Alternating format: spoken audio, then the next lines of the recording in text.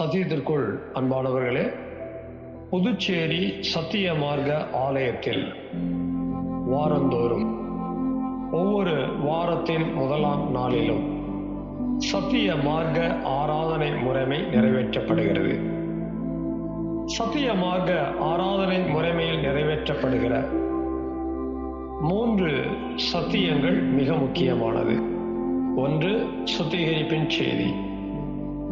2, ஆராய்ச்சியின் செய்தி. 3, சத்திய தேவ செய்தி. இந்த 3 செய்திகளையும் யூடியூப் வழியாக உங்களுக்கு வழங்க ஆவியானவரால் வழிநடத்தப்படுகிறோம். இன்றைக்கும் நீங்கள் கேட்கிற இந்த சத்திய செய்தியினை கவனமாக கேளுங்கள். கருத்தாக சத்தியத்தின் ஆழங்களை கண்டுபிடியுங்கள். கேட்கிற சத்தியத்தின் அடிப்படையிலே உணர்ந்து அதை உங்களுடைய தனிப்பட்ட குடும்ப பொது ஊழிய வாழ்க்கையிலே கைகொண்டு வாழ்வதற்கு சத்திய தேவனுக்குள் வார்த்தைக்குள் பிரயாசப்படுங்கள். சத்திய தேவன் தாமே உங்கள் ஒவ்வொருவரையும் ஆசீர்வதிப்பாராக. இந்த சத்திய செய்தியை கேட்பதோடு மாத்திரமல்ல, ஒவ்வொரு செய்திக்கும் உங்களுடைய லைக் எங்களுக்கு ரொம்ப முக்கியமாக இருக்கிறது. அதுபோல உங்களுடைய கமெண்ட்ஸ் எங்களுக்கு தேவையாக இருக்கிறது. மேலும் இந்த சேனல் உங்களுடைய பயனுக்காக ஆரம்பிக்கப்பட்டிருக்கிறபடியால் சத்திய மார்க்க ஆலயம் புதுச்சேரி என்கிற இந்த சேனலுக்கு உங்களுடைய ஆதரவை தாருங்கள். சப்ஸ்கிரைப் செய்யுங்கள். சத்திய தேவனுக்கு மகிமை உண்டாவதாக. ஆமென். சத்தியத்திற்குள் அன்பானவர்களே, சத்திய மார்க்க ஆராதனை முறைமையிலே முதல் பகுதியாக இருந்த உற்றாகாரத்திலே 2 சத்தியங்களை அனுசரித்து முதலிலே சுத்தத்தையும், 2வது பகுதியாகிய பரிசுத்த ஸ்தலத்திலே 3 வித சத்தியங்களை அனுசரித்து சுத்தத்தின் மேல் பரிசுத்தத்தையும் ஆசீர்வாதமாக நன்மையாக தேவ கிருபையால் நாம் சுதந்தரித்திருக்கிறோம். நாம் பெற்றுக்கொண்ட பரிசுத்தத்தோடு 3வது பகுதியாக இருக்கக்கூடிய மகா பரிசுத்த ஸ்தலத்தின் வேலையிலே 2 விதமான சத்தியத்தையும் நாம் அனுசரிக்க இருக்கிறோம். 1, ஜீவ வார்த்தையை வெளிப்படுத்துகிற சத்திய தேவ செய்தி. 2, ஜீவ கிருபையை கொடுக்கிற சத்திய ஜெப நேரம். புதிய ஏற்பாட்டு சத்திய மார்க்கத்தாருக்குள் ஒவ்வொருவருடைய இருதயங்களிலும் தெய்வமே நம்முடைய புதிய ஏற்பாட்டின் பிரமாணங்களை சத்தியங்களை ஒவ்வொரு முறையும் மகா பரிசுத்த ஸ்தலத்தின் வேலைக்குள் வரும்போது எழுதி வைத்துக் கொண்டே வருகிறார். இன்றைக்கும் எழுதி வைக்க இருக்கிறார். ஒரு வெளியேற பெற்ற ஆசீர்வாதம் என்று சொல்லலாம். யாராலும் சுதந்திரிக்க முடியாத, யாராலும் பெற்றுக்கொள்ள முடியாத தெய்வம் செய்கிற ஒரு மாபெரிய ஆசீர்வாதம். தெய்வம் குற்றமற்றவர், தெய்வம் நீதி உள்ளவர், தெய்வம் ஜீவன் உள்ளவர். உங்களையும் என்னையும் குற்றமற்றவர்களா, நீதி உள்ளவர்களா, ஜீவனுக்குரியவர்களா வாழ வைக்க இருதயங்களுக்குள்ள அவருடைய சத்தியத்தை, பிரமாணங்களை, வார்த்தைகளை எழுதுகிறார் என்பது இவ்வளவு மேன்மையான விஷயம்.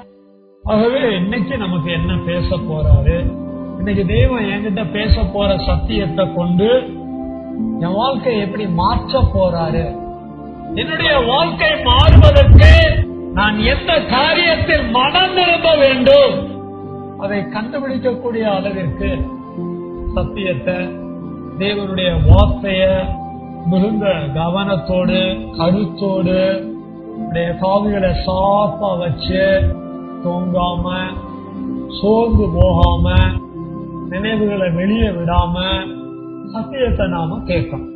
தேவ சமூகத்துல நாம கேட்கிற சத்தியத்தின் அடிப்படையிலே நல்ல தீர்மானம் எடுக்க முடிவு வரையும் கவனமா கேட்கணும். செய்தியை கேட்க ஆரம்பிக்கும் போதே ஒரு நோக்கம் இல்லாம சத்தியத்தை கேட்கிறோம் அப்படின்னா முடிஞ்சதுக்கு பிறகு சத்தமா பேசுனாங்க, தொடர்ந்து ஒரே தலைப்புல பேசிக்கிட்டே இருக்கிறாங்க, நல்லா இருந்த மாதிரி இருந்துச்சு, ஆனா ஒண்ணுமே ஞாபகமே இல்ல, ஒரு பிரயோஜனம் இல்லாத அடிப்படையில சத்தியத்தை கேட்கக்கூடாது. என்ன சொல்லப்படுகிறது, எதற்கு சொல்லப்படுகிறது, எப்படி வாழ்வதற்கு நாம் மனம் திரும்ப வேண்டும், நல்ல தீர்மானம் எடுக்க வேண்டும். என்ன, எதற்கு, எப்படி, இந்த தெளிவோட சத்தியத்தை நாம கேட்கணும். சத்திய தேவ செய்தியை கேட்டு நல்ல தீர்மானம் எடுத்து வாழ ஒப்பு கொடுக்கும் போது கிருபாசனம் பகுதியில போய் நம்ம செபிக்கிறோம் வைங்களேன். இந்த ஜெபங்கள் எல்லாம் தெய்வம் அவ்வளவு அக்கறையோட காது கொடுத்து கேட்பார். ஏற்ற சமயத்துல அதுக்கான வாக்க பதிலா கொடுப்பார். ஒரு வார்த்தையெல்லாம் நம்ம கவனமா கேட்கறது இல்ல, அதெல்லாம் நல்ல தீர்மானம் இருக்கிறது இல்ல, அந்த தீர்மானத்தின் அடிப்படையில வாழ ஒப்பு கொடுக்கறது இல்ல, கடமைக்கு வர்றது, கடமைக்கு போறது. அப்புறம் எப்படி ஜெப நேரங்கள்ல நம்முடைய ஜெபங்களை கர்த்தர் கேட்பாரு?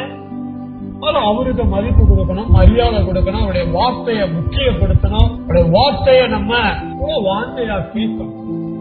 என்றைக்கும் நாம் கேட்க இருக்கிற சத்திய தேவ செய்தியினுடைய தலைப்பு என்னவென்றால் ஆவியின் கனியற்ற சத்தியம். தலைப்பு எழுதியாச்சு அப்படின்னா அதற்கு வேண்டிய வேத வசனங்களை எழுதுவோம். கலாத்தியர் 5ஆம் அதிகாரம் 22, 23 வசனங்கள்.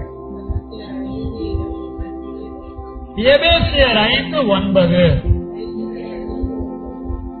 எபிரேயர் 13:15, 1 நாளாகமம் 29:13, சங்கீதம் 115:17. தலைப்பு எழுதி வசனங்கள் எல்லாம் குறிச்சிட்டோம் அப்படின்னா இப்ப முதல் 2 வசனங்களை உள்ள ஒருத்தரும், அடுத்தபடியா 2 வசனங்களை வெளியே ஒருத்தரும், பிறகு அடுத்த 2 வசனங்களை உள்ள ஒருத்தரும் கவனமா கேட்டுப்பீங்கன்னு நான் நினைக்கிறேன். முதல் 2 வசனங்களை தேவ மகிமைக்கா ஒரு வாசிக்க எல்லாரும் கேட்போமா?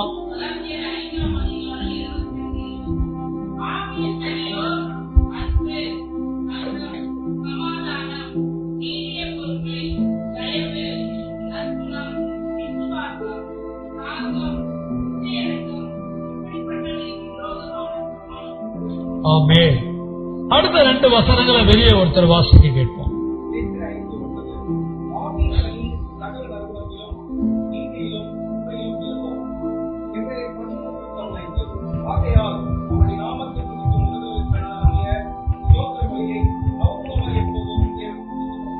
ஆமென். அடுத்த 2 வசனங்களை உள்ள யாராவது ஒருத்தர் வாசிக்கலாம். முதல் வசனத்தை உள்ள ஒருத்தர் எடுத்துக்கங்க, வெளியே அடுத்த வசனத்தை எடுத்துக்கங்க. 1 நாளாகமம் 20:13 உள்ள வாசிங்க, அடுத்த வசனத்தை வெளியே ஒருத்தர் வாசிங்க.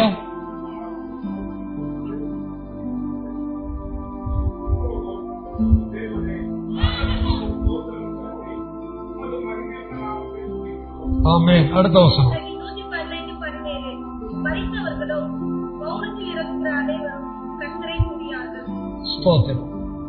எத்தனை வசனம் வாசிக்க கேட்டோம்? 6 வசனங்கள் நம்ம வாசிக்க கேட்டோம். முதல் 4 வசனங்களுக்குள்ள ஆவியின் கனி எத்தனை எழுதி இருக்கு? 15, 16. ஆவியின் கனி எத்தனை எழுதி இருக்கு? முதல் 4 வசனங்கள்ல ஆவியின் கனி எத்தனை இருக்கு? 12 இருக்கு.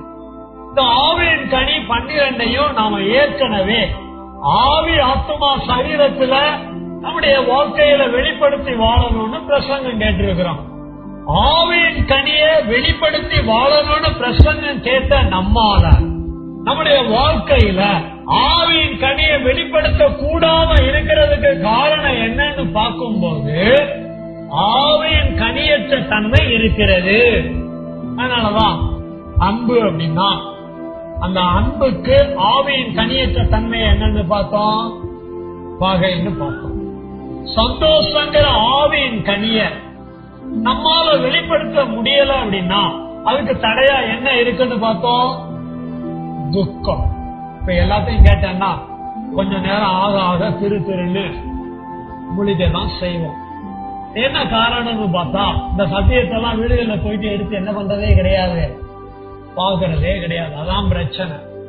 சத்தியத்தை கேட்கிறவர்களாய் மாத்திரம் அல்ல, அதன்படி என்ன பண்ணணும், கூடுதலா பேசணும். அப்படின்னா என்னென்ன அறிஞ்சாதான் செய்ய முடியும். இதெல்லாம் அறியணும்னா அடிக்கடி நம்ம கண்கள்ல கேட்ட சத்தியத்தை எடுத்து என்ன பண்ணணும், பார்க்கணும். விவரமானவங்களா இருந்தா பாருங்க. ஸ்தோத்திரம். இப்படி 12 விதமான ஆவியின் கனியை கொடுக்க வேண்டிய இடத்துல 11 ஆவியின் கனிக்கு இருக்கிற தடைய நம்ம தொடர்ந்து ஆவியின் கனியற்ற சத்தியத்துல பிரசங்கங்களை கேட்டுக்கொண்டே வருகிறோம். இன்றைக்கு கடைசியாக 12வது ஆவியின் கனிய நாம் வெளிப்படுத்த கூடாமல் அதற்கு தடையாக இருக்கக்கூடிய ஆவியின் கனியற்ற சத்தியத்துல 12வது சத்தியத்தை என்ன பண்ண இருக்கிறோம், தேவன் நமக்கு பேச கேட்க இருக்கிறோம். நல்ல கவனமா கேட்கணும். எபிரேயர் 13:15 12வது கனியா என்ன எழுதி இருக்குது, உதடுகளின் கனியாகிய ஸ்தோத்திர பலி. நம்ம எப்பவுமே ஒரு சத்தியத்தை மட்டும் எடுத்துக்கிறது இல்ல, அதனுடைய இன்னொரு ஜோட கண்டுபிடிச்சு எடுத்துக்கிறோம். உதடுகளின் கனி, அதோட ஆத்மாவின் கனி, சரீரத்தின் கனி இருக்குங்கிறத நம்ம என்ன பண்ணி இருக்கிறோம், பிரசங்கமா கேட்டிருக்கிறோம். ஆத்மால ஸ்தோத்திர பலி, ஆவியில ஸ்தோத்திர பலி, சரீரத்துல ஸ்தோத்திர பலி, இப்படி 3 பகுதியிலேயும் ஸ்தோத்திர பலியாகிய கனி வெளிப்படணுங்கிறத கேட்டிருக்கிறோம். இந்த ஸ்தோத்திர பலிய 1 நாளாகமம் 29:13 என்னவாக விளங்கிக் கொள்ளுகிறோம் அப்படின்னா, எங்கள் தேவனே நாங்கள் உமக்கு ஸ்தோத்திரம் செலுத்தி. தேவனுக்கு ஸ்தோத்திரம் செலுத்துறாங்க. அதை எப்படி செலுத்துறாங்கன்னா, மகிமை உள்ள நாமத்தை துதிக்கிறோம். ஸ்தோத்திர பலி என்பது ஸ்தோத்திரம் செலுத்துவது. ஸ்தோத்திரம் செலுத்துவது என்பது தேவனுடைய நாமத்தை துதிப்பது. இங்கே கவனிக்கணும் நல்லா. துதினா துதியை மட்டும் எடுத்துக்கொள்ள கூடாது, அதனுடைய இன்னொரு ஜோடு இருக்குது, நன்றி தொழுக. விளங்கணும், சத்தியத்தை கவனமா கேட்கணும், நல்லா விளங்கணும். ஸ்தோத்திர பலிங்கிறதுக்குள்ள உதடுங்கிற வார்த்தைய ஆவிய வச்சு அதுக்கு ஆத்மா சரீரம் எக்ஸ்ட்ராவா இருக்குங்கிறத நம்ம அந்த செட்டை விளங்கிக்கிறோம். ஸ்தோத்திர பலிங்கிற அந்த சத்தியத்துல துதி மட்டும் இல்லைங்க, அதனுடைய ஜோடு என்ன இருக்கு, நன்றி இருக்கு, தொழுக இருக்குது. இது இப்படிதான் செட்டு செட்டா விளங்கிக்கணும். நம்ம எங்க தேவனே அப்படிங்கிற இடத்துல பிதாவை மட்டும் பார்க்க கூடாது, அடுத்த ஜோடு குமாரனையும் ஆவியானவரையும் பார்க்கணும். 9 ரகசியம் வந்துச்சு, கவனிச்சீங்களா? பிதா, குமாரன், பரிசுத்த ஆவியானவருக்கு துதி, நன்றி, தொழுகையாகிய ஸ்தோத்திர பலிய நம்முடைய ஆவி, ஆத்மா, சரீரத்திலே நாம் செலுத்த வேண்டும். இதுதான் சத்தியம்.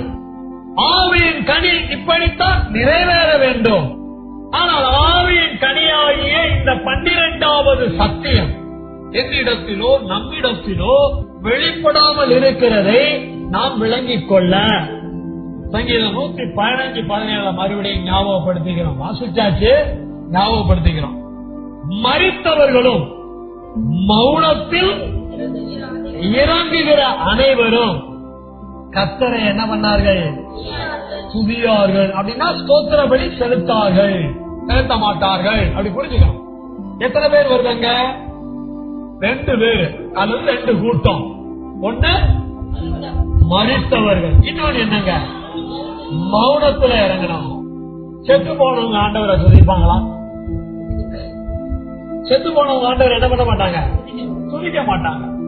மௌனமா இருக்கிறவங்க ஆண்டவரை துதிப்பாங்களா? இதுக்கு யாரு உதாரணம்? நம்ம தான் உதாரணம். நம்ம சபை மக்கள் வர வர எப்படி போயிட்டு இருக்கிறாங்க, அதிக மௌனத்துக்கு போயிட்டு இருக்கிறாங்க. சுத்தியிடுப்பு செய்தி முடிக்கும் போதே எனக்கு ரொம்ப வேதனையா இருந்துச்சு. இயேசுவின் நாமத்துல மன்னியும்னு சொல்லும் போது எல்லாரும் வாயை திறந்து மன்னியும்னு சொல்ல முடிஞ்சுதா? அவங்க குரல் எல்லாம் கேக்குதான்னு கவனிப்பேன். எத்தனையோ முறை சொல்ல முயற்சி பண்ணினேன். நேரம் கத்தர் பிடிக்கிற இயேசுவின் நாமத்தில் மன்னின்னு சொல்லும் போது நம்மளால வாய் திறந்த மன்னின்னு என்ன பண்ண முடியல. மன்னின்னு சொல்லிட்டா நம்ம பண்ணின தப்பு மத்தவங்களுக்கு என்ன பண்ணிடும் தெரிஞ்சிடும். ஏன் இப்ப மட்டும் நீங்க பண்ற தப்பு அடுத்தவங்களுக்கு தெரியாமடியா இருக்கு? இல்ல உங்களுக்கு தெரியாம இருக்குதா? ஏன் வாய் திறக்க மாட்டேங்கிறீங்க? ஏன் மௌனத்துக்கு போறீங்க? வாய் திறக்க வேண்டிய நேரத்துல மௌனமா இருந்தா அது குத்தோன்னு ஏன் வழங்க மாட்டேங்குது? சரி, இப்ப அது இன்னொரு சப்ஜெக்ட். மௌனத்துல இருக்கிறவங்க என்ன பண்ண மாட்டாங்க? துதிக்க மாட்டாங்க. அதே மாதிரி துதி நன்றி தொழுகை செய்யும் போது உங்க எல்லாருடைய சவுண்டையும் என் காதுகளை வச்சு கவனமா கேட்டு முயற்சி பண்ணுங்க. ஏதோ ஒரு 4-5 பேருடைய சத்தம் மட்டும் கொஞ்சம் அப்படி இப்படி வரும். மீதி ஆட்கள்லாம் வாயை திறக்கிறீங்களா திறக்கலையா அவருக்குதான் வெளிச்சம். உங்க வாய்களெல்லாம் என்ன பண்றீங்க? வாயை திறக்கணுமா இல்லையா? ஸ்தோத்திரம். நம்ம என்ன நிலைமையில இருக்கிறோங்கிறத கர்த்தர் நமக்கு வெளிப்படுத்த போறோம். மரித்தவர்களும் மௌனத்தில் இறங்குகிறவர்களும் கர்த்தரை துதியார்கள். இதுல இருந்து என்ன கண்டுபிடிக்கிறோம் அப்படின்னா, ஸ்தோத்திர பலிக்கு தடையா இருக்கிறது என்ன அப்படின்னா, துதியின் பலிக்கு தடையா இருக்கிறது என்ன அப்படின்னா, துதிக்கணும் கனி. துதிக்கு தடை என்னன்னா துதியாமை. இப்ப உபத்தலைப்பு எழுதுங்க. ஸ்தோத்திர பலியாகிய துதிக்கு தடையான துதியாமை. ஸ்தோத்திர பலி ஆண்டவரே எதுக்கு சுதந்திரமா சொன்னேன்? உங்க மௌனம் கலைஞ்சதுனால. இப்படிதான் மௌனம் கலையணும். இப்படிதான் மனம் திரும்பணும். இப்படி மனம் திருமண அடிப்படையில வாழ்க்கைய தொடரணும். உபத்தலைப்ப எழுதியாச்சு அப்படின்னா இன்னும் பலருடைய மௌனம் கலையலாம். அது ஒரு சின்ன வருத்தம் இருக்கதான் செய்யுது. பாஸ்டர் அவங்களுக்கு எல்லாம் முடிஞ்ச உடனே ஒரு லட்டு வாங்கி கொடுத்துருங்க. ஏன்னா எப்படியும் லட்டு திங்க வாய் என்ன பண்ணிதான் ஆகணும். ஆம், அப்படியாவது திறக்கட்டுமே. ஸ்தோத்திரம். கவனிங்க, வசனத்தை எழுதுவோம். சங்கீதம் 50:23 இரண்டாவது வசனம். சங்கீதம் 69:30 மூன்றாவது வசனம். சங்கீதம் 88:10 நான்காவது வசனம். 1 கொரிந்தியர் 6:20 ஐந்தாவது வசனம். ரோமர் 1:21 ஆறாவது வசனம். சங்கீதம் 119, 175 ஏழாம் வசனம். ஏசாயா 38:18 புதலை எழுதியாச்சு. வசனங்கள்லாம் குறிச்சாச்சு. எல்லாரும் கண்களை மூடி தெய்வம் நம்முடைய இருதயங்கள் அவருடைய வார்த்தையை எழுதி வைக்க, இயேசுவின் வருகைக்கு நம்மை உணர்த்த, நாம மனம் திரும்ப, நமக்கு தேவையான சத்தியத்தை பேச வாஞ்சியோட ஒப்புக்கொடுக்கலாமா செபிக்க. சத்திய தோப்பனை, சத்திய குமாரன் இயேசுவின் நாமத்தில், சத்திய ஆவியானவரின் துணையோடு உடன்படிக்கையின் சத்தியத்துக்காக, ஜீவ வார்த்தையின் சத்தியத்துக்காக, சத்திய தேவ செய்திக்காக தெய்வீக நாமங்கள் கொடா கோடி மகிமை மகிமை மகிமை என்று ஸ்தோத்திரிக்கிறோம். இதுவரைக்கும் நீர் எங்களுடைய இருதயங்களில் எழுதி வைத்த வேத வார்த்தைகளுக்காக, வசனங்களுக்காக, சத்தியங்களுக்காக கொடா கோடி நன்றி நன்றி நன்றி செலுத்துகிறோம். நீ ஒருவரை பரிசுத்தர் பரிசுத்தர் பரிசுத்தர் என்று உண்மையே வணங்கி கும்பிட்டு சொல்லுது செய்தி. எங்கள் எல்லாருடைய இருதயங்களிலும் புது உடன்படிக்கையின் சத்தியத்தை பிரமாணங்களை இன்றைக்கும் எழுதி வைக்க இருக்கிறீரே. உடைய ராஜரீகம் விளங்க, உடைய நடத்துதல் உண்டாக எங்களை தாழ்த்துகிறோம். உடைய ராஜ்யத்தின் பிள்ளைகளாக இருக்கிற எங்களுக்குள் ஆவியின் கனி வெளிப்படுத்தப்பட வேண்டும். அதற்கு தடையாக இருக்கிற ஒவ்வொன்றையும் ஒவ்வொரு முறையும் எங்களுக்குள்ள எழுதி கொண்டே வருகிறீர்கள். இன்றைக்கும் ஸ்தோத்திர பலிக்கு தடையாக இருக்கக்கூடிய துதியாமையை பற்றி நாங்கள் அறிந்து கொள்ள, நாங்கள் உணர்ந்து கொள்ள, இந்த தடைகளை நீக்கி போட, எங்களுடைய வாழ்நாளெல்லாம் துதியின் சத்தத்தை வெளிப்படுத்த, துதியின் சத்தியத்தை வெளிப்படுத்த, துதியின் கையை வெளிப்படுத்தி வாழ எவரே 4:12 ஒப்புக் கொடுக்கிறோம். எங்களோடு பேச இருக்கிறதை பகுத்தறிய நிரந்தரம் உள்ளவர்களாய் மாற்றும்படி செவிக்கிறோம். தடைகளை நீக்கம், பலப்படுத்தும், உயிர்ப்பீர். சத்திய இயேசுவின் நாமத்தை சத்திய ஆவியான துணையோடு செவிக்கிறோம். சத்தியம் உள்ள பிதாவே, ஆமென். சத்திய வார்த்தையாகிய பிதா, குமாரன், பரிசுத்த ஆவியானவராய் இருக்கிற தேவனுடைய தெய்வீக நாமத்திற்கு சகல துதியும் கனமும் மகிமையும் உண்டாவதாக. பிதாவாகிய தேவனுடைய இரக்கமும் குமாரனாகிய இயேசு கிறிஸ்துவினுடைய கிருபையும் பரிசுத்த ஆவியானவருடைய சமாதானமும் தேவனுடைய வார்த்தையினால் நமக்குள் பூரணமாய் உண்டாயிருப்பதாக. ஆமென். சத்தியத்துக்குள் அன்பானவர்களே, ஆவியின் கனியாகிய ஸ்தோத்திர பலிக்கு தடையாக இருக்கின்ற துதியாமையை குறித்த சத்தியத்தை இன்றைக்கு நாம கேட்க இருக்கிறோம். உள்ளபடி பார்த்தால் துதியாமை என்பது அசத்தியம், துதி என்பது சத்தியம். இந்த அசத்தியம் நீங்கி துதி என்கிற சத்தியம் வெளிப்பட இன்றைக்கும் நாம் சத்திய தேவ செய்தியை கேட்க இருக்கிறோம். இந்த சத்தியத்தை நம்முடைய வாழ்க்கையில, அது தனிப்பட்ட வாழ்க்கையா இருக்கட்டும், குடும்ப வாழ்க்கையா இருக்கட்டும், பொது வாழ்க்கையா இருக்கட்டும், பொது வாழ்க்கை மீன்ஸ் சபை வாழ்க்கை, இவையெல்லாவற்றையும் நிறைவேற்றி வாழ்ந்திட வேண்டும். காரணம் என்ன அப்படின்னா, இந்த புதிய ஏற்பாட்டு சபை, சத்தியமாக்க சபை தேவனுடைய ராஜ்யம். இந்த தேவனுடைய ராஜ்யத்தில் அவருடைய ராஜ்யத்தின் புத்திரிகளா இருக்கிற நாம ராஜ்யத்துக்குரியவர்களா புதிய மகிமையை வெளிப்படுத்தும். இதுக்கு தடை என்னங்கிறத விளங்கிக்க போறோம். இதற்காக நம்ம 7 வசனங்களை குறிச்சிருக்கிறோம். இதுல முதல் வசனம் என்ன? சங்கீதம் 50:23. உள்ள ஒருத்தர் வெளியே ஒருத்தர் இப்படி மாறி மாறி வாசிக்கலாம். இப்ப முதல் வசனத்தை உள்ள ஒருத்தர் வாசிக்க கேட்போம்.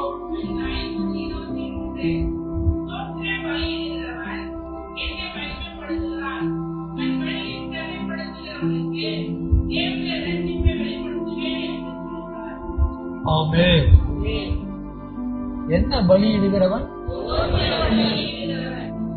யார மகிமைப்படுத்துகிறான்? தேவனை மகிமைப்படுத்துகிறான்னா எப்படி விளங்கிக்கணும்? பிதாவை மகிமைப்படுத்துகிறான், குமாரன் இயேசுவை மகிமைப்படுத்துகிறான், பரிசுத்த ஆவியானவரை மகிமைப்படுத்துகிறான். நீங்களும் நானும் ஸ்தோத்திர பலியை செலுத்துறோம் அப்படின்னா, காலையில ஸ்தோத்திர பலி செலுத்துறோம் வைங்களேன், மதியானம் ஸ்தோத்திர பலி செலுத்துறோம் வைங்களேன், மாலையோ அல்லது இரவோ ஸ்தோத்திர பலி செலுத்துறோம் வைங்களேன்.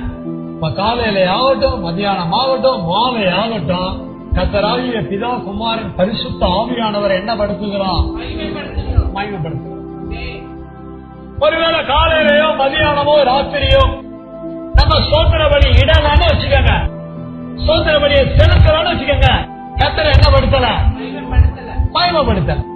இது நமக்கு வழக்கம். தொடர்ந்து கவனிங்க வசனத்தை. தன் வழியை செல்வப்படுத்துகிறவனுக்கு தேவனுடைய ரட்சிப்பை வெளிப்படுத்த என்று கர்த்தர் சொல்லுகிறார்.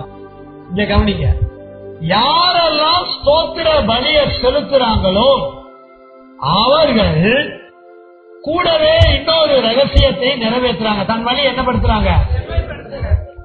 ஒன்றோடு ஒன்று தொடர்புடையது.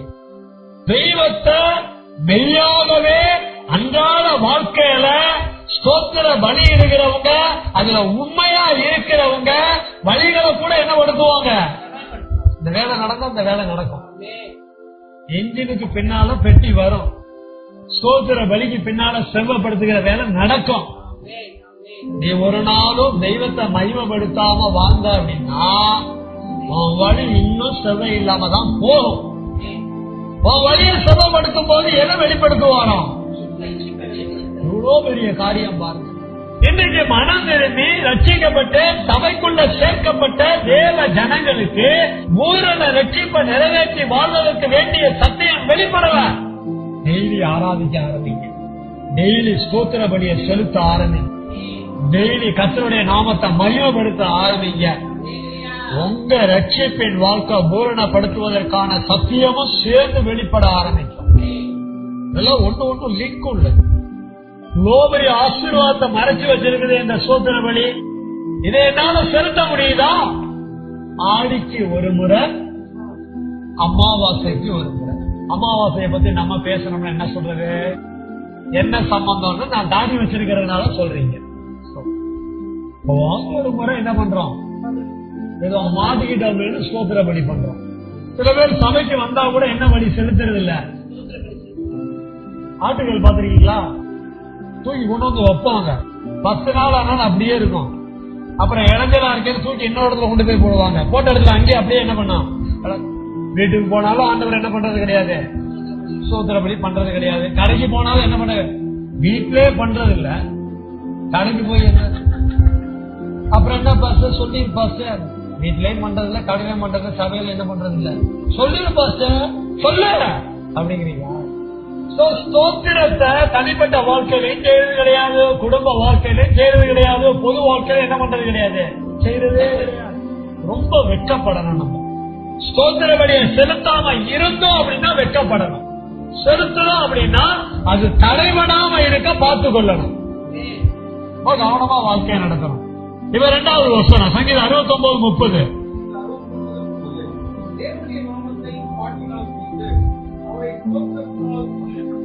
இந்த 2வது வசனத்துல சுருக்கமா என்ன விளங்கிக்கிறோம் அப்படின்னா, இந்த ஸ்தோத்திர பலிய கர்த்தருக்கு தேவனுக்கு செலுத்தணும் அப்படின்னா ஏதோ ஊழியக்காரங்களுக்கோ இல்ல நமக்கு மேல பெரியவங்களுக்கோ இல்லைங்க, உங்களே என்னை உண்டாக்குன, உங்களே என்னை வாழ வைக்கிற, உங்களே என்னை ரட்சித்த நம்முடைய தெய்வத்துக்கு, அதாவது பிதா குமாரன் பரிசுத்த ஆவியானவருக்கு நம்ம ஸ்தோத்திர பலியை செலுத்துறோம். அதாவது தெய்வீக நாமத்துக்கு என்ன செலுத்துறோம், ஸ்தோத்திர பலியை செலுத்துகிறோம். ஸ்தோத்திர பலியின் மூலமா தெய்வீக நாமத்தை என்ன படுத்துகிறோம், மகிமைப்படுத்துகிறோம். தெய்வீக நாமத்தை மகிமைப்படுத்தும். பைபிள் படிக்கும் போதே புத்திசாலியா என்ன பண்ணணும், உங்க கையில பைபிள்ல இருக்கிற தேவனுடைய தெய்வீக நாமங்கள் எல்லாமே இருக்கிற மாதிரி நீங்க நடந்துக்கணும். ஒரு நோட்டை போடுங்க. இன்னைக்கு ஆதியாமோ என்ன அதிகாரம் வாசிக்கிறீங்க, இன்னைக்கு யாத்திராமோ என்ன அதிகாரம் வாசிக்கிறீங்க, முடிஞ்ச அளவுக்கு கர்த்தர் வருதா, தேவன் வருதா, இல்ல கர்த்தருடைய செயல்பாடுகள் குறித்த வினை சம்பந்தமான நாமம் வருதா, இல்ல தெய்வத்தினுடைய காரண பெயரை வெளிப்படுத்தக்கூடிய நாமம் வருதா, பலம் உள்ளவர், எரிச்சல் உள்ளவர், சத்தியப்பரர், தயாபரர், மகத்துவம் உள்ளவர், இப்படி என்னெல்லாம் இருக்குதோ எடுத்து என்ன பண்ணுங்க, எழுதுங்க. தெய்வீக நாமத்தை கண்டுபிடிக்கிறோமா? வழக்கம் போல என்ன பண்றோம், ஆண்டவர் சமூகத்துல கண்ணை பண்ண சத்திய பிதாவே, சத்திய இயேசுவே, சத்தியாவே கோடி மயங்கிச்சு. எல்லாரும் ஒன்னா இருக்கும் போது ஏதோ 1-2 நாமங்களை தான் சொல்ல முடியும். தனியா இருக்கும் போது டெய்லி விதவிதமா பிதாவுக்கு 3 நாமம் இல்ல 7 நாமம், இயேசுவுக்கு 3 நாமம் இல்ல 7 நாமம், பரிசுத்த ஆவியானவருக்கு 3 நாமம் இல்ல 7 நாமம், இல்ல 12 நாமம் இல்ல 21 நாமம் கண்டுபிடிச்சு ஸ்தோத்திரம் பண்ணுங்களா. நீங்க ஸ்தோத்திரம் பண்ண யாரும் அடிச்சிருவாங்களா? நீங்கள திருப்பி அடிச்சிருவீங்க. ஏன் இந்த ஒரு எண்ணம் வரமாட்டேங்குது நமக்கு? தேவனுடைய நாமத்தை பாட்டுனால துதிக்கலாம், ஸ்தோத்திரத்தினால மகிமைப்படுத்தலாம், இதெல்லாம் செய்யறதுக்கு தேவனுடைய நாமத்தை கண்டுபிடிக்கணுமேங்கிற அந்த சத்திய அறிவையே இல்லாம போச்சு. யாருக்கு என்ன பேரு வைக்கலாம்னு யோசிக்கிறது. அவனை நம்ம புட்டேன்னு கூப்பிட்டோம், வேற எப்படா கூப்பிடலாம்? மண்டேன்னு கூப்பிடலாமா, சிண்டேன்னு கூப்பிடலாமா? ஒரு நபரை கேலி கூத்து பண்றதுக்கு என்னென்ன பேர் வச்சு கூப்பிடலாம்னு சொல்லி யோசிக்கிறான். இன்னைக்கு இப்படி கூப்பிட்டா நாளைக்கு அப்படி கூப்பிடலாமான்னு பாக்குறோம். இத பத்தி எல்லாம் யோசிக்கிறோம், இத பத்தி எல்லாம் சிந்திக்கிறோம், இத பத்தி எல்லாம் பேசுறோம்.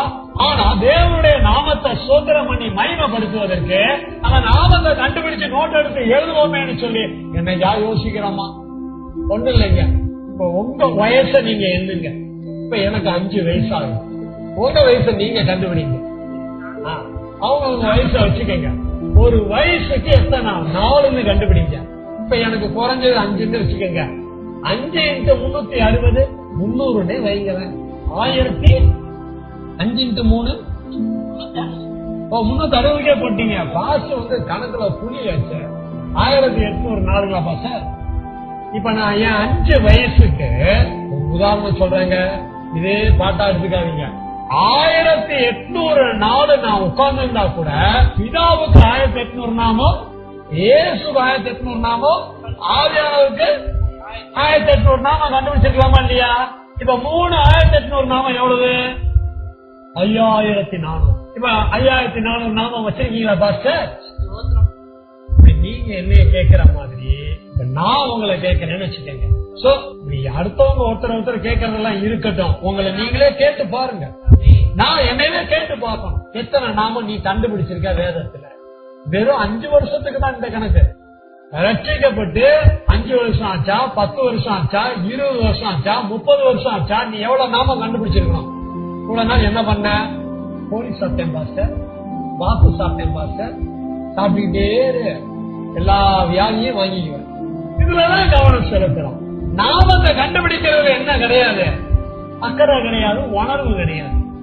நாமத்தையே நீ கண்டுபிடிக்கலையே, எங்க ஸ்தோத்திரம் பண்ண போற? நீ ஸ்தோத்திரமே பண்ணலையே, எப்படி மகிமைப்படுத்த போற?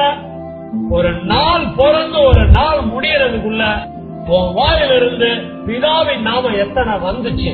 துதியின் அடிப்படையில், ஸ்தோத்திர பலியின் அடிப்படையில் இயேசுவின் நாமம் எத்தனை வந்துச்சு?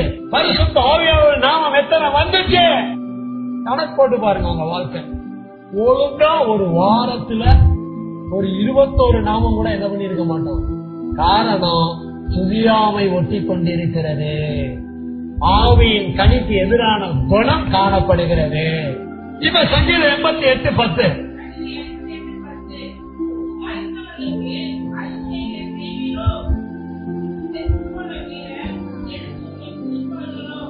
அருமையா வேத வசனத்தின் மூலமா தெய்வம் கேள்வியை கேட்கிறாரு பாருங்களேன். யாருக்கு அதிசயங்களை செய்வீரோன்னு கேட்கிறாரு? மரித்தோர் வந்துட்டாங்க பாருங்க. முன்னாலே வாசிச்சோம் பாத்தீங்களா?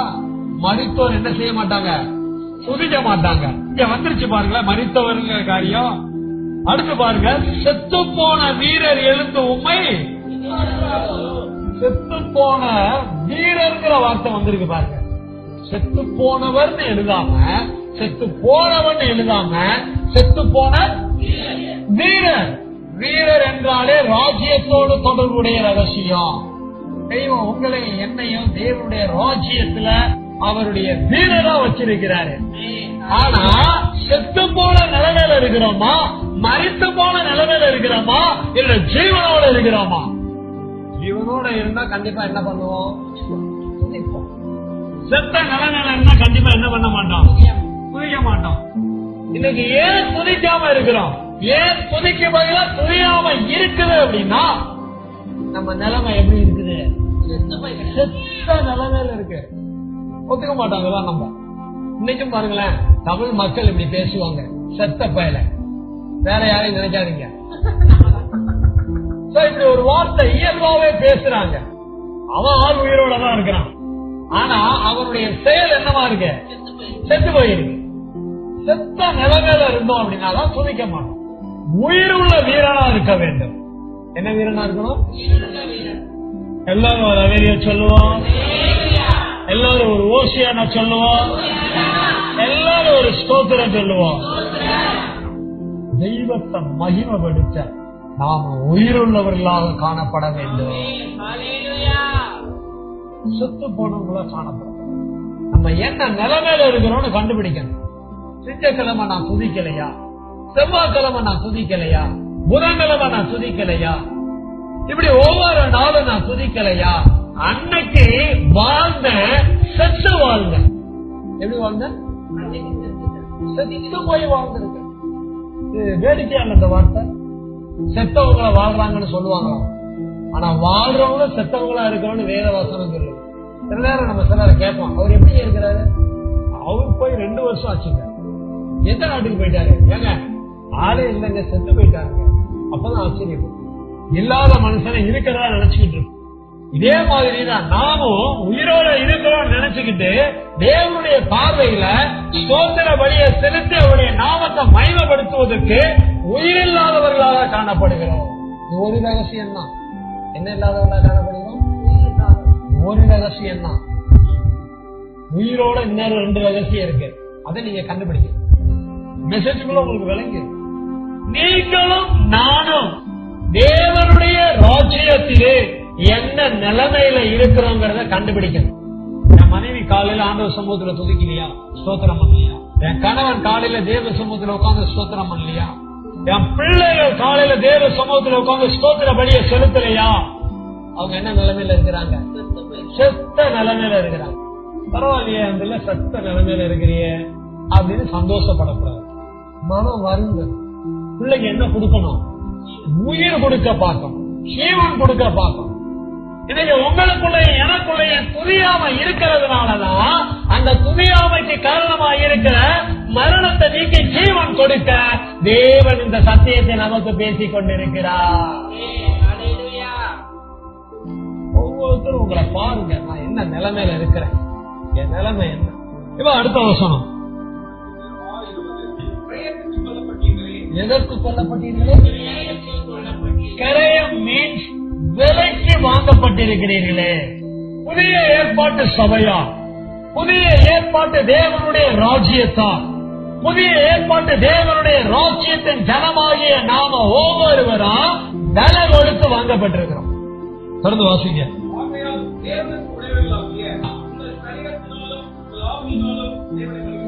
அங்க என்ன ஒண்ணு இல்ல, ஆத்துமா இல்லை. இயேசு கிறிஸ்துவினுடைய உயிரை, இயேசு கிறிஸ்துவனுடைய ஜீவனை விலைக்கிரயமா கல்வாரியில கொடுக்கப்பட்டு அதன் மூலமாக நீங்களும் நானும் வாங்கப்பட்டு யாருக்குரியவர்களா இருக்கிறோம்? தேவனுடையவர்களா இருக்கிறோம். அப்படி தேவனுடையவர்களா இருக்கிற நீங்களும் நானும் பிதாவாகிய தேவனுக்கும் குமாரனாகிய இயேசுவுக்கும் பரிசுத்த ஆவியானவருக்கும் உயிரை உடையவர்களாக, ஜீவனை உடையவர்களாக, ஆவி ஆத்துமா சரீரத்தினால மகிமைப்படுத்த வேண்டும், ஸ்தோத்திர பலியிட வேண்டும். சத்தியத்தை கவனமா கேளுங்க, சத்தியத்தை சரியா விளங்கிக்கங்க. சத்தியத்தை சரியா விளங்கிக் கொண்டு வாழ்க்கையில் அதை நிறைவேற்றுவதற்கு நல்ல உணர்வடைந்து கொண்டே இருக்க வேண்டும். இது யார் வேணா பிரசங்கம் பண்ணலாம், சத்தியத்தை யார் வேணா கேட்கலாம், ஆனால் நான் உணர்வடைய வேண்டும். இதுதான் ரகசியம். நீங்க கூட இங்க வந்து உட்கார்ந்து பிரசங்கம் பண்ணுங்கன்னா பண்ணுவீங்க, நான் கூட அங்க உட்கார்ந்து கேட்க முடியுமா? கேட்க முடியும்.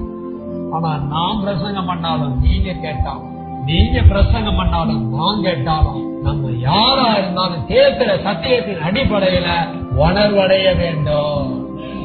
இதுதான் ரொம்ப முக்கியம். தேவனுடைய ராஜ்யத்துக்குள்ள இருக்கிறேங்கிறதுக்கு இதுதான் அடையாளம். இப்ப அடுத்த வசனம், இந்த வசனத்தை கருத்தா கவனிங்க. அவர்கள் யாரை அறிந்தோம்? பிதாவை, இயேசுவை, ஆவியானவர் நம்ம மூணா எடுத்துக்கிறோம். மேஜரா பிதாவை பற்றி எழுதியிருக்கு. அவர்கள் தேவனை அறிந்தோம்.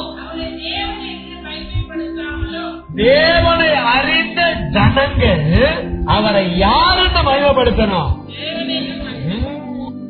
எத்தனை பேர் போய் சொல்லுவாங்க பாருங்க, என் புள்ள ஆம்பள.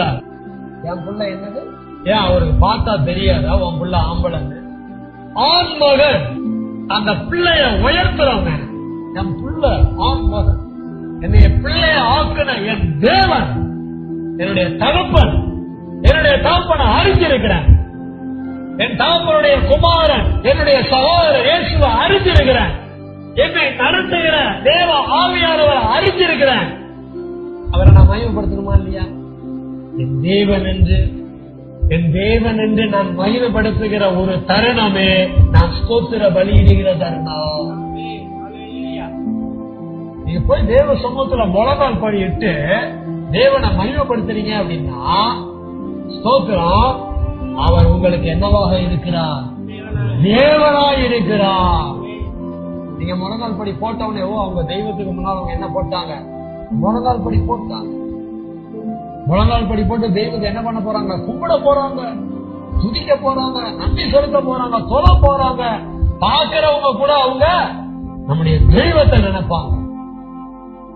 மற்றவர்கள் நம்முடைய தெய்வத்தை நினைக்கிற அளவுக்கு தேவன் என்று அவரை நாம் மகிமைப்படுத்த வேண்டும். நம்மளும் எல்லாம் பாத்தீங்கன்னா இப்பெல்லாம் பாட்டு வைக்கிறாங்க. நம்ம யாருக்காவது போன் பண்ணணும் என்ன தெரியுமா? ஏதாவது கண்ட பாட்டு பாடுது. ஒண்ணு ஆங்கிலத்தில் வச்சுக்கிறாங்க, இல்லன்னா என்ன வச்சுக்கிறாங்க? தமிழ்ல வச்சுக்கிறாங்க. உங்களுக்கு யாராவது போன் பண்ணும் போது அப்பா பிதாவே ஸ்தோத்திரம், அன்பான தேவனே ஸ்தோத்திரம், ஒரு உதாரணம் சொல்றேன், ஒரு ஸ்தோத்திர பலியை வைங்களேன், இல்ல கர்த்தருடைய ஒரு வசனத்தை வைங்களேன், எதையாவது வச்சு உங்களுக்கு போன் பண்றவன் கடைசி ரிங் ஆகிறவரை அவனை கேட்க விடுங்க. ஒருவேளை ஒரு முறை எடுக்காம இன்னொரு தடவை போன் பண்ண விடுங்க. அவன் எதை கேட்பான்? வசனத்தை கேட்பான், தேவனுடைய நாமத்தை கேட்பான். உங்களுக்கு விளங்குதான் விளங்குயா? தேவனை அறிஞ்சிருந்தோம் அப்படின்னா தேவனுடைய நாமத்தை என்ன படுத்தணும்? மகிமைப்படுத்தணும். ஆனா இங்க எப்படி போட்டிருக்கு? தேவனை அறிந்தோம் மகிமைப்படுத்தாமலோ, மகிமைப்படுத்தல அப்படின்னா துதிக்காமலோ. தேவனை அறிந்த பிறகு அவரை மகிமைப்படுத்தாம இருக்கிறோமே, தேவனை அறிந்த பிறகு அவரை துதிக்காம இருக்கிறோமே, ஏன் அப்படின்னு பார்க்கும்போதுதான் பாருங்க, ஸ்தோத்திரியாமனம் இருந்து தங்கள் சிந்தனைகளினால என்ன ஆனார்கள்? அடுத்து ஒன்னு சிந்தனை வீணா போச்சு, 2 உணர்வு இல்லாம போச்சு, 3 இதுவே என்ன வந்துருச்சு? இந்த 3ஐயும் வச்சு நிறைய ரகசியங்களை கண்டுபிடிக்கணும், அதிகமான சத்தியங்களை அறியலாம். இப்ப இங்க கவனிங்களேன், சுருக்கமா சொல்றேன், உங்க சிந்தனையில தேவனுடைய நாமம் இருக்கணும். உங்க சிந்தனையில யாருடைய நாமம் இருக்கணும்? கொஞ்ச நேரம் கிடைச்சதுன்னா யாருடைய நாமத்தை சிந்திக்கணும்? தெய்வத்தினுடைய நாமம். தெய்வத்தின் நாமத்தை சிந்திக்கும் போது தெய்வத்தினுடைய நாமத்தை குறித்த என்ன உண்டாகும்? உணர்வு உண்டாகும். யாருக்கு தெய்வத்தினுடைய நாமத்தை குறித்த உணர்வு வருதோ அங்க வெளிச்சம் உண்டாகும். சிந்திக்காம இருக்கிற, உணராம இருக்கிற, அதனால உள்ள என்ன வந்துருச்சு? இருள் வந்துருச்சு. அதனாலதான் மனசுல வேற எதையோ நினைக்கிறோம். விளங்குதான் விளங்கலையா? விளங்குச்சுன்னா ஒரு அல்லேலூயா சொல்லுங்க. அடிக்கடி நம்ம ஆத்மா எப்படி இருக்குன்னு செக் பண்ணுங்க. நம்ம ஆத்மா செத்து போயிருக்குதான்னு செக் பண்ணுங்க. உணர்வு இல்லாம இருக்குன்னா என்ன அர்த்தம்? செத்து போயிருக்கு. சிந்தனை இல்லாம என்ன அர்த்தம்? செத்துதான் போயிருக்கு. சிந்தனை இல்லாம இருந்தாலும் சரி, உணர்வு இல்லாம இருந்தாலும் சரி, இருளா இருக்குதுனாலும் சரி, செத்த நிலைமையில இருக்குன்னு அர்த்தம். அடிக்கடி ஆத்மா எப்படி இருக்குன்னு என்ன பண்ணுங்க? செக் பண்ணுங்க. பர்ஸ மட்டும் செக் பண்ணாதீங்க, பேங்க் பேலன்ஸ மட்டும் செக் பண்ணாதீங்க. ஆத்மா எப்படி இருக்குன்னு செக் பண்ணுங்க. துதிக்கிற அளவுக்கு ஆத்மா வச்சிருக்கிறோமா, ஆவிய வச்சிருக்கிறோமா, சரீரத்தை வச்சிருக்கிறோமா, செக் பண்ணுங்க. பாருங்க, உலகத்துல எந்த கிறிஸ்தவர்களுமே ஆவி ஆத்மா சரீரம் 3லையுமே துதியோ நன்றியோ தொழுகையோ செலுத்த மாட்டாங்க. ஆனா சத்திய மார்க்கத்தை சேர்ந்த நீங்களும் நானும் தான் வாசிச்ச வசனம் என்ன வசனம்? 6:20 அடிப்படையில ஆவி ஆத்மா சரீரம் 3லையுமே யார மகிமைப்படுத்துகிறோம்? தேவனை மகிமைப்படுத்துகிறோம், பிதாத்மா பரிசுத்த மகிமைப்படுத்துகிறோம். உங்க வீடுகள்ல காலையில மதியான ராத்திரியில ஒரு 10 நிமிஷம் ஒதுக்கி என்ன பண்ணுங்க? ஆவி ஆத்மா சரீரத்துல தெய்வத்தை துதிச்சு ஸ்தோத்திர பலியை செலுத்தி உயிரோடு ஜீவனோடு இருக்க பாருங்கள். செத்து போயிருக்குன்னா உயிர் கொண்டு வர பாருங்க. ஏன் துதிக்காம இருக்கிறீங்கன்னா துதியாம இருக்கு. ஏன் துதியாம இருக்குதுன்னா செத்து போயிருக்கிறோம். ஆர்டர். துதிக்கிறோம்னா என்ன இருக்கு? ஜீவன். துதியாம இருக்குதுன்னா என்ன இருக்கு? மரணம் இருக்கு, செத்து போயிருக்கு. அடிக்கடி செக் பண்ணுங்க. அடிக்கடி சாவம். ஒருத்தன் கேட்டா பாருங்க, செத்து செத்து விளையாடலாமா? யாருன்னு கேட்காதீங்க. அந்த மாதிரி அடிக்கடி செத்து செத்து விளையாண்டுட்டு இருக்கிறோம். நினைச்சா துதிக்கிறோம், நினைச்சா துதிக்கிறது. அடிக்கடி இப்படி யாரும் சொல்லிக்கிட்டே இருக்கிற நம்ம நிலதாங்க. நினைச்சா துதிக்கிறோம், நினைக்கிறோம். வாழ்க்கை எப்படி போயிட்டு இருக்கு? தனியோடு வாழ்க்கை நடத்தப்படுகிறதா? தனியற்ற ஜீவியம் நம்மிடத்தில் இருக்கிறதா? கண்டுபிடிச்சு மாற்றம். சங்கீதக்காரன் அடுத்த வசனத்துல என்ன அருமையா சொல்றான் பாருங்களேன். சங்கீதம் 119, 175. சங்கீதக்காரன் என்ன சொல்றான்? என் ஆத்துமா செத்து போயின்னு எழுதுற, என் ஆத்துமா பிழைத்திருந்து. சங்கீதக்காரனுக்கு யாருங்க இதெல்லாம் கண்டுபிடிக்க சொல்லி கொடுத்தது? இன்னைக்கு நமக்காவது ட்ரூத் யூனிவர்சிட்டியை கத்தர் கொடுத்திருக்கிறார். ஆத்மா செக் பண்ணி பாருங்க. ஆத்மா உயிரோடு இருக்கா, செத்து போச்சா கண்டுபிடிங்க. நமக்காவது வேத ஆராய்ச்சிகள் நடத்தப்பட்டிருக்குது, இந்த தெளிவு இருக்குது. சங்கீதக்காரன் எந்த ட்ரூத் யூனிவர்சிட்டியில போய் படிச்சான்? ஸ்தோத்திரம். தெய்வமே வெளிப்படுத்தி இருக்கிறார், ஆவியானவரை வெளிப்படுத்தி இருக்கிறார் பாருங்க. இன்னைக்கு அப்படி நேரடியா எல்லாருக்கும் வெளிப்படுத்தலாம் மாட்டாரு, சத்தியத்தை கொண்டுதான் வெளிப்படுத்துவாரு. எல்லாம் எழுதி வச்சாச்சு. நம்ம ஆத்துமா பிழைச்சிருக்கா இல்லையான்னு சங்கீதக்காரனை போல அடிக்கடி சொல்லணும். என் ஆத்துமா பிழைச்சிருந்து உண்மை தெய்வத்தை துதிக்க கடவுது. இதை கன்ஃபஸ் பண்ணுங்க அடிக்கடி. என் ஆத்துமா பிழைத்திருந்து உண்மை துதிக்க கடவுள், என் ஆத்துமா பிழைத்திருந்து உண்மை துதிக்க கடவுது, என் ஆத்துமா பிழைத்திருந்து உண்மை துதிக்க கடவுது. இதே மாதிரி ஆவியை போட்டு சொல்லுங்க, சரீரத்தை போட்டு சொல்லுங்க. ஆவி ஆத்மா சரீரத்துல தெய்வத்தை நாம மையப்படுத்தணும்னா ஆவி ஆத்மா சரீரம் சுத்து போயிருக்க கூடாது. நம்ம ஆவி ஆத்மா சரீரம் பிழைத்திருக்க வேண்டும். நம்ம ஆவி ஆத்மா சரீரம் இது மூணும் தெய்வம் எதிர்பார்க்கிற அடிப்படையில ஸ்தோத்திர பலி செலுத்தணும் அப்படின்னா பிழைச்சிருக்கணும். அப்படி பிழைச்சிருக்கணும்னா நம்ம என்ன செய்யணுங்கிறது தான் கடைசி வசனம். எல்லாரும் கடைசி வசனம் எடுப்போமா? என்ன வசனம்? எல்லாரும் எடுத்துக்கோமே. 1-2 பேர் எடுத்திருப்பீங்க, எல்லாரும் எடுத்துக்கோமே. கையில எல்லாத்தையுமே வேதம் இருக்கணும். தேவ சமூகத்துக்கு வரும்போது வேதம் இல்லாம வரக்கூடாது. வேதத்தை இப்படி வசனங்களை எடுங்கன்னு சொல்லும் போது எல்லாரும் கரெக்டா எடுத்துடணும். சேர்ந்து வாசிக்க வேண்டிய நேரத்தில் எல்லாரும் எடுத்து வச்சு கண்டு பார்க்கணும், வாய் வாசிக்கணும், கால் என்ன பண்ணணும், கேட்கணும். எல்லாரும் ஒண்ணு சேர்ந்து எடுத்துட்டோம் அப்படின்னா ஒரு அல்லேலூயா சொல்லுவோமா, ஒரு ஓசியான சொல்லுவோமா, ஒரு ஸ்தோத்திரம் சொல்லுவோமா? இப்போது ஏசாயா 38:18 தேவ மகிமைக்காக வாசிப்போம். வாராளம் உம்மை துதியாது, மரணம் உம்மை போற்றாது, குழியில் இறங்குகிறவர்கள் உங்களுடைய சத்தியத்தை தியானிப்பதில்லை. ஆமென். கொஞ்சம் கருத்தா இங்க எல்லாரும் கவனிங்க. இது பெரிய ரகசியம் உள்ள வசனம். பாதாள உண்மை என்ன பண்ணாது, மரண உண்மை என்ன பண்ணாது, குடியில் இறங்குகிறவர்களுடைய சத்தியத்தை என்ன பண்றது இல்லையா? ஆரம்பத்திலே பார்த்துட்டோம். மறுத்தவர்களும் மௌனத்தில் இறங்குகிறவர்களும் என்ன பண்ண மாட்டாங்க.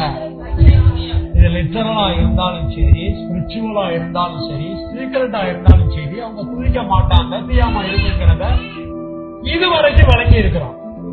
இப்ப என்ன விளங்கிக்க போறோம் அப்படின்னா, சங்கீதக்காரன் சொல்றான் பாருங்க, என் ஆத்மா பிழைக்கணுங்கிறான். பிழைச்சிருந்தா அது என்ன பண்ணும், துதிக்கும். இப்ப நான் துதிக்காம இருக்கிறேன்னா செத்து போயிருக்குன்னு அர்த்தம். இப்ப என் செத்து போன என் ஆவி ஆத்மா சரீரத்தினுடைய நிலைமைய மாத்தணும் அப்படின்னா கவனமா கேளுங்க. நான் சத்தியத்தை தியானம் பண்ண. நீங்க சத்தியங்கிறது என்ன அப்படின்னா, இதுதான் சத்தியம், இயேசு சத்தியம், ஆவியானவர் சத்தியம். ஏசாயா 65:16 பிதா சத்தியம், யோவான் 14:6 இயேசு சத்தியம், யோவான் 16:13 ஆவியானவர் சத்தியம். இந்த 3 சத்திய நாமத்தையும் என்ன பண்ண பழகணும். தியானம்னா பெரிய கம்ப சித்திரம் ஒண்ணும் கிடையாதுங்க. நினைக்கிறேன் அடிக்கடி சத்திய நாமத்தை என்ன பண்ணணும், சத்தியத்தை சத்திய நாமத்தை அடிக்கடி நினைங்க. நினைச்சா உங்க ஆத்மா பிழைக்கும். உங்க ஆத்மா பிழைச்சு இருந்துச்சு அப்படின்னா உங்க ஆத்மா துதிக்கும். உங்க ஆத்மா துதிச்சது அப்படின்னா உங்க ஆத்மால துதியாம இருக்காது. இதேதான் ஆவிக்கு, இதேதான் சரீரத்துக்கும். என்ன அருமையான சத்தியம் பாருங்களேன். 11 ஆவியின் கனியற்ற சத்தியத்தையும் டக்கு டக்குன்னு எடுக்க ஆவியான உதவி செஞ்சாரு, எடுத்துட்டேன். இந்த 12வது சத்தியத்தை ரொம்ப ஒரு மாதிரி டஃபா இருந்துச்சு எனக்கு. துதித்தல், அதுக்கு எதிரான காரியம் என்னது, துதியாமை. இது துதியாமதான் கண்டுபிடிக்கிறதுக்கே உட்கார்ந்து வசனமா எடுக்கிறேன். ஏன் அப்படின்னா துதியாமைங்கிற வார்த்தை நேரடியா பைபிள்ல இல்ல. ரொம்ப கவனமா தேட வேண்டியதா இருந்துச்சு. ஆனால் ஸ்தோத்தரியாமலுங்கிற ஒரு வசனம் ரோமர் 1:21 வாசிச்சமா இல்லையா, மகிமைப்படுத்தாமலும். ரொம்ப சொற்ப வசனம் தான் அப்படி இருந்துச்சு. துதியார்கள் ரொம்ப சொற்பம் தான், 1-2 தான் இருந்துச்சு. எவ்வளோ வசனங்களை தேடி அப்புறம் தேடும் போதுதான் அந்த மௌனம், மதித்த இந்த வார்த்தைகள் இருந்துச்சு. இந்த வார்த்தைகளுக்கும் ரோமர் 1:21 என்ன அளவா தொடர்பு இருக்கு பாருங்களேன். யாரு கண்டுபிடிச்சீங்க? ஆத்மா செத்து போயிருக்குங்கிறதுக்கு என்ன வார்த்தை வருது? ஆத்மா செத்து போயிருக்குங்கிறதுக்கு என்ன வார்த்தை? ஆத்மா செத்து போயிருக்குங்கிறதுக்கு இதுல ஒரு வார்த்தையை வாசிச்சோம். உணர்வு இல்லாதவர்கள். துதிக்கணும்னு உணர்வே ஆத்மால இல்லாம இருக்குன்னா ஆத்மா என்ன நிலைமையில இருக்கு? செத்து போயிருக்கு. ஆத்மா சாகக்கூடாது, ஆத்மாவை சாக விடக்கூடாது. ஆவி செத்து போயிருக்குன்னா எப்படிங்க? மௌனம். என்ன வார்த்தை? மௌனம். சரீரம் செத்து போயிருக்குன்னா மரித்த. சரீரத்தோடு தொடர்புடைய வார்த்தை என்னங்க? மரித்த. உணர்வற்ற மௌனமாயிருக்கிற மரித்த. 3 வார்த்தைகளை வச்சு என் ஆத்துமா உணர்வு இல்லாம இருக்கா, என் ஆவி மௌனமா இருக்கா, என் சரீரம் மரித்து இருக்குதா? மரித்து இருக்குன்னா என்ன? போட்ட இடத்துல கிடக்கும், இயங்காது. ஆண்டவரை துதிக்க என் கை உயராது. ஆண்டவரை துதிக்க என் கை உயரலன்னா என் சரீரம் என்ன பண்ணிருக்கு? செத்து போயிருக்கு. நோய்வாய்ப்பட்டவங்க தூக்க முடியாது. நோய் என்பது சாவின் படி, மரணத்தின் படி. நோய் வந்திருக்கிறதுனாவே எதை நோக்கி சீக்கிரம் நகர்றோம்னு அர்த்தம்? மரணத்தை நோக்கி. சரீரத்துல நோய் வராம பாத்துக்கணும். இங்க ஆவிக்குரிய நோய் சரீரத்துல வந்துடக்கூடாது. ஆவிக்குரிய நோயில என்னது? துதியாமை. அருமையா சத்தியத்தை நீங்க நமக்கு வெளிப்படுத்தி இருக்கிறோம். ஸ்தோத்திரியாமை நீங்க வேண்டும், துதியாமை நீங்க வேண்டும், மகிமைப்படுத்தாமை நீங்க வேண்டும், துதித்தல் வர வேண்டும், மகிமைப்படுத்துதல் வர வேண்டும், ஸ்தோத்திரித்தல் வர வேண்டும். கடந்த கால வாழ்க்கையை நினைச்சு பார்த்தேன். எவ்வளவு நாட்கள், எத்தனை வாரங்கள், எத்தனை மாதங்கள் மரித்த நிலைமையில மௌனத்துல உணர்வு இல்லாம நம்ம அன்றாட வாழ்க்கையில துதியின் ஸ்தோத்திரங்களை, நன்றியின் உபகாரங்களை, தொழுகையின் சத்தியத்தை நம்முடைய வாழ்க்கையில பிதாகுமாரன் பரிசுத்த ஆவியானவருக்கு நிறைவேற்றாம வாழ்ந்திருக்கிறோங்கிறத கண்டுபிடிச்சு உணர்ந்து இன்னைக்கு தேவ சமூகத்துல மனம் திரும்ப எல்லாரும் எழுதுவோமா? சத்தியத்தை கேட்கறது பெருசு இல்லைங்க. நாம கேட்ட சத்தியத்தின் அடிப்படையில உணர்வடைவதற்கு மனம் திரும்பணும். யாரும் சோர்ந்து போகாதீங்க, யாரும் பலவீனத்தை பார்க்காதீங்க, யாரும் நேரத்தை பத்தி சிந்திக்காதீங்க.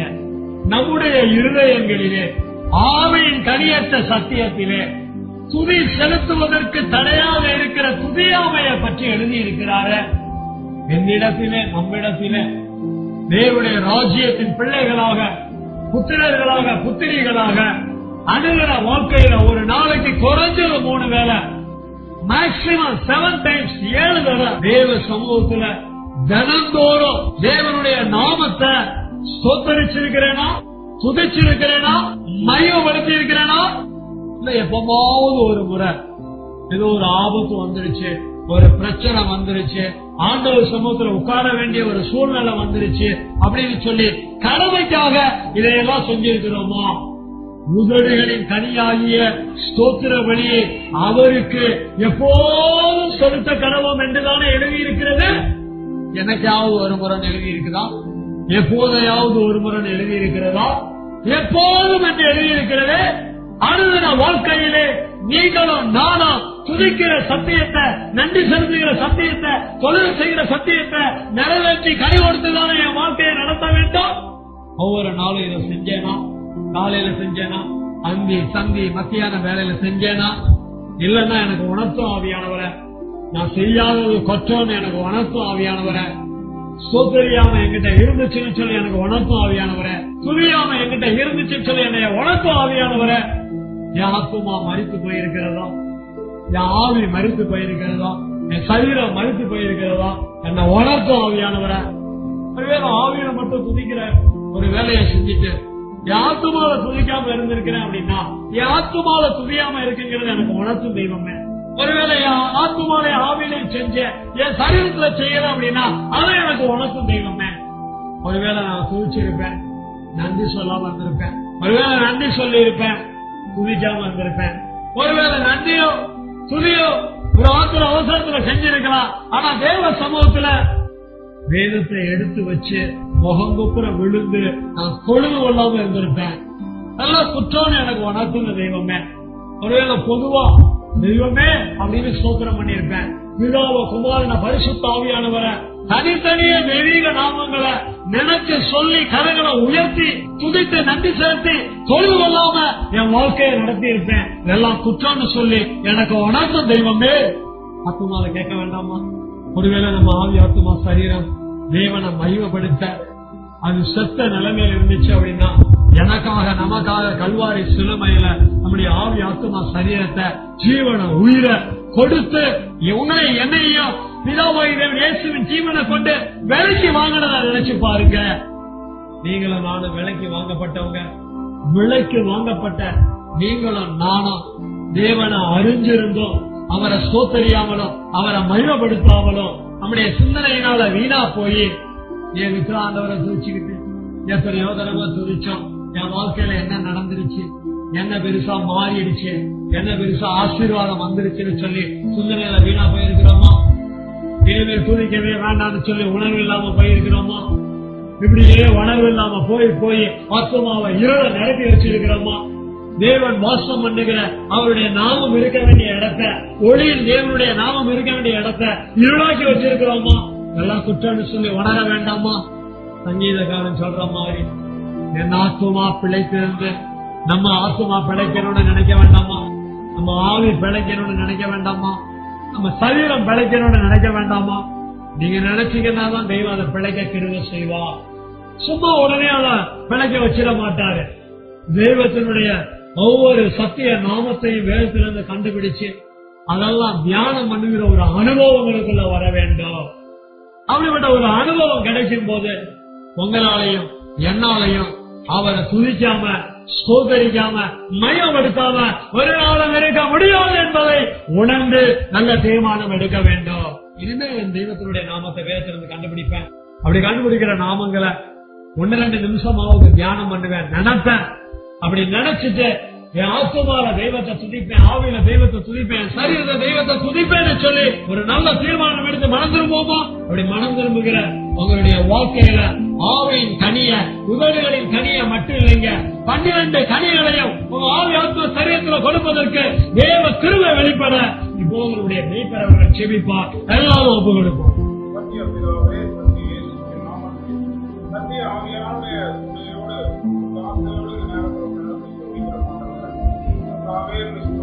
ஸ்தோத்திரிக்கிறோம், ஸ்தோத்திரம், ஸ்தோத்திரம், மகிமை செலுத்துகிறோம், குலாஹோடி நன்றி செலுத்துகிறோம். எல்லாரும் வாயில திறக்கணும். ஆமென், ஆமென், அல்லேலூயா, ஸ்தோத்திரம், அல்லேலூயா. நீர் எங்களுக்கு ரட்சிப்பை வெளிப்படுத்த மாட்டவரா? நன்றி, ஸ்தோத்திரம், அல்லேலூயா.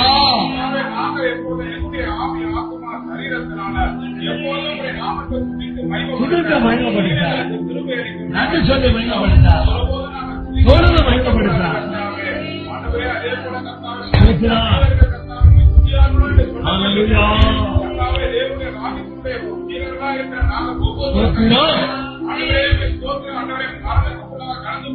போகாதபடி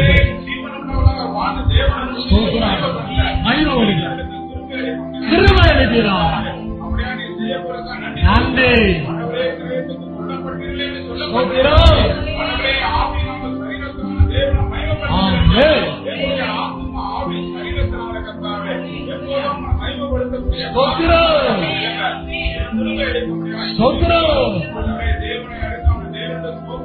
அல்லேலூயா, அல்லேலூயா, ஸ்தோத்திரம், ஆமென், ஸ்தோத்திரம்.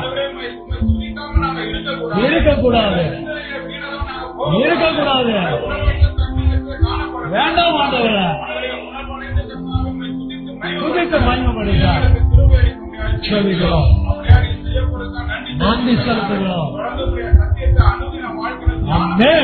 நாமத்தை சத்தியத்தை தியானம் பண்ணார். ஸ்தோத்திரம், ஸ்தோத்திரம், ஆமென். அல்லேலூயா. ஸ்தோத்திரம் ஸ்தோத்திரம் ஸ்தோத்திரம் ஸ்தோத்திரம். அல்லேலூயா. ஆமாண்டவரே ஆமாண்டவரே ஸ்தோத்திரம். செபிக்கிறோம். நன்றி சொல்கிறோம்.